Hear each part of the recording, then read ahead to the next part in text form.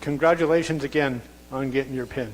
It's very cool, and I have a special interest in the religion pin because that's what I do. And so, if you don't mind, my plan, I heard you were studying and looking over two parts of religion.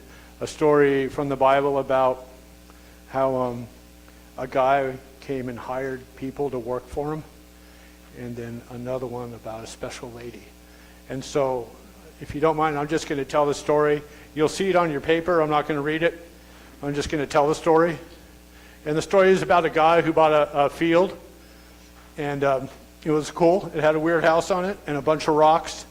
And what he wanted to do, he was looking at it, and he was like, shoot, I could do it myself. I could clean this thing up. But the reality is I'm new to the community, and I want to be part of the community. So I'm going to go and hire people to work for me. And I'm going to fund it. And it's just a way for me to get to know everybody. And I want to be part. I want to work with this community to make it better. So we cruised on down, 6 in the morning, found a bunch of guys already had their masks on so the dust wouldn't get in their nose and their mouth. And it wasn't COVID, don't worry. And so he said, you know what? Hey, you guys, I will pay you $200 if you go and work for me today. It was like 6, and I figured, he said, you know, I figured it was going to take like 12 hours. If you do work for 12 hours, you get $200. And they were like, this is great. We didn't have any other work. $200 will help my family, help me. And so, yeah, they were all happy. And so they went out to work, 6 a.m. About 9 a.m., the guy had to go to work.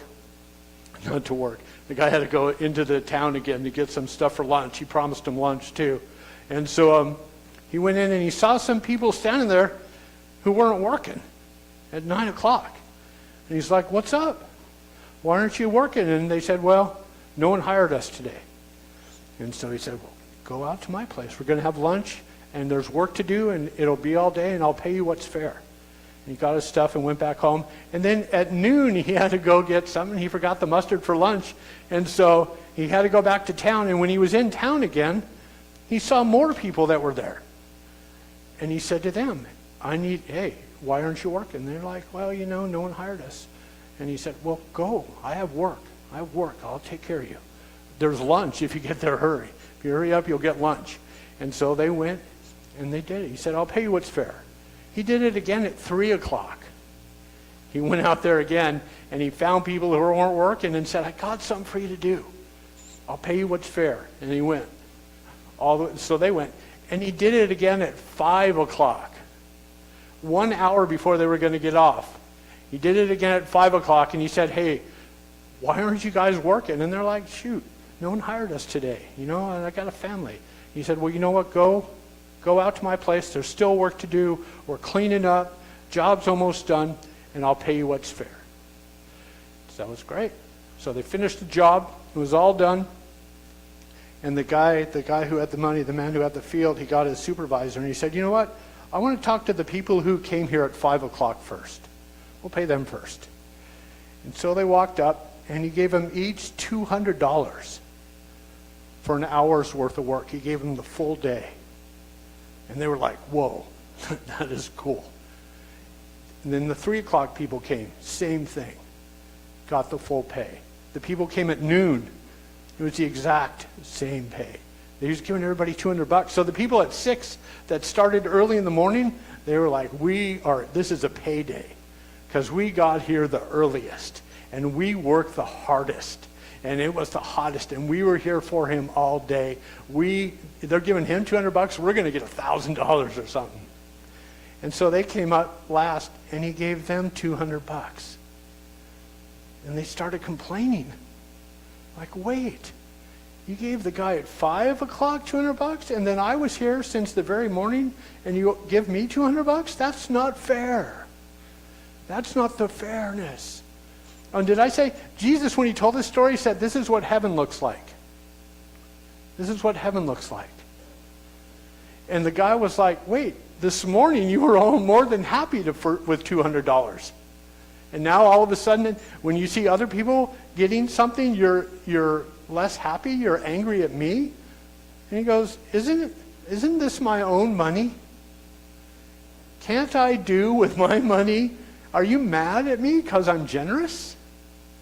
You know how you get, there's that temptation, like if you see somebody get something and you're not getting it, or you think that you're better or something, then all of a sudden the joy that you have of getting a gift is taken away from you and you actually get angry. And that's what was happening here. Because we tend to look at each other and try to judge ourselves by looking at each other instead of how God sees us. And when God sees us, he's generous. He's generous. He loves you. He's honest. And he's fair. And he's generous. He did exactly what he said he was going to do. We bargained. You said $200. I got the $200, but we immediately look at everybody else. Like, what did they get? What did they get? That piece of pie is bigger than mine. I got 2, you know. He got 3 boxes of cookies. I wanted 3. You know, and we start to judge ourselves based on other people, and we lose track of how generous God is to us. We lose track of how wonderful we are in the gifts that we have. And that's something to worry about. And there's a little saying that says, Jesus is worth everything you are afraid of losing. And when you become afraid, you're going to take your eyes off Jesus. And that's the exact time when you want to put your eyes on Jesus, when you want to pray and talk to him. And you'll realize your life is so precious. And your family, and your friends, and your troop, and your community are just beyond precious. But, you know, how does that work in the real world? Well, I know that you guys were talking about Harriet Tubman. Harriet Tubman is near sainthood. She's amazing. She was born as a slave. And what a slave means is that someone else tells you what to do. You don't have any say over your life. And she did not go through good things. She was hurt a lot growing up. And she was shipped away from her family to do other things. She just had no control, her or her family. So, there's one thing you have to know about Harriet Tubman before you know anything, is that she believed in Jesus from a young child on. That's her church. It's a Methodist church. She bought the land. There's other things on there. And her prayer was, her biggest prayer, it's in her autobiography, her biggest prayer is, I'm going to hold steady onto you, Jesus, and I know you will see me through. And she spent her whole life in that way. She couldn't read, but she had heard from the preachers and she had heard from the stories how Jesus was. And she had determined that that is how she was going to live her life. And if you don't know that, it won't make sense what she did with her life. And we can't touch on everything, just a couple of things. She made 15 trips to rescue 70 slaves, her family and friends. And this is how it worked. She was able to escape. She got out of being a slave. She made her way from Maryland to Pennsylvania. Maryland was a slave state. Pennsylvania was a free state. She was a slave there. She said when she first got to Pennsylvania, she looked at her hands to see she was different because the trees were glimmering and the sky was so blue and she was free. It was everything she had ever wanted was to be free. And she was free. She wasn't a slave anymore. And you know what she did?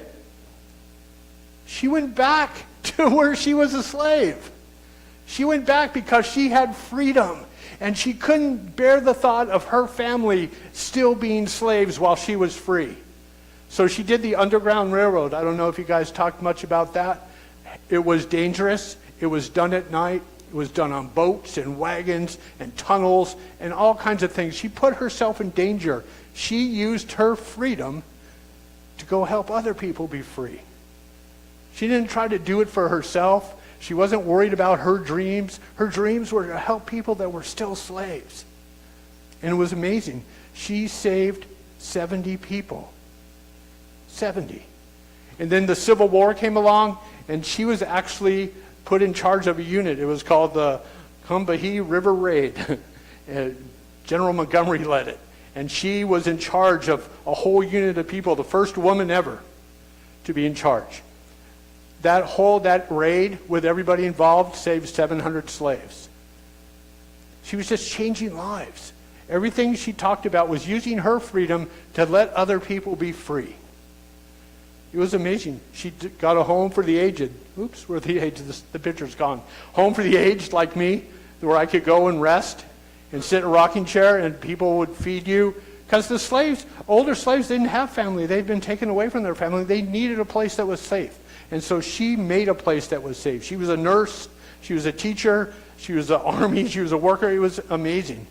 And she fought for the women's right to vote. That was one of her biggest things. Because since we're such an advanced country, we figured out in 1920 that women have the right to vote. Men and women should be able to vote. And there was a mural drawn about her. It's called Take My Hand, and I have the guy's name written down here because I want to give him credit. By Michael Rosato. And it's her breaking through a wall to help save other people. That's how she used her freedom. She realized that getting people to freedom and getting people treated fairly and getting people treated with honesty was the exact same thing. And if you think about the story we just told, how that guy kept going back looking for people, that's who she was. That's how she lived her life. In fact, if you look at her holding out her hand, there's drawings of Jesus. And this one, there's a story about Peter, was one of his disciples, was drowning. And he reached down and put out his hand and said, and raised him up. That's exactly, she was living like Jesus lived. When she went back to free people, it's what Jesus did. It's on your paper. It said, you know what? Jesus didn't think that being God was enough to cling to stop him from going back and helping people. And so the pictures, she was following her king. That was her king. That was who she decided to live her life like. And that's what happens when you follow somebody and when you follow how they live, then that's what will happen. You will become like them. And because of that, all those people were set free. He was honest. He was fair. He was generous. The man in the story was honest, fair, and generous. Harriet Tubman was honest, fair, and generous, just like Jesus was. And that's what heaven is like, honest, fair, and generous. So until we meet again at our next Girl Scout Sunday, I hope that you guys have a great year and have fun. It's been fun working with you. It's on your little bulletin, what we sing. It's called Until We Meet Again. Cut you up.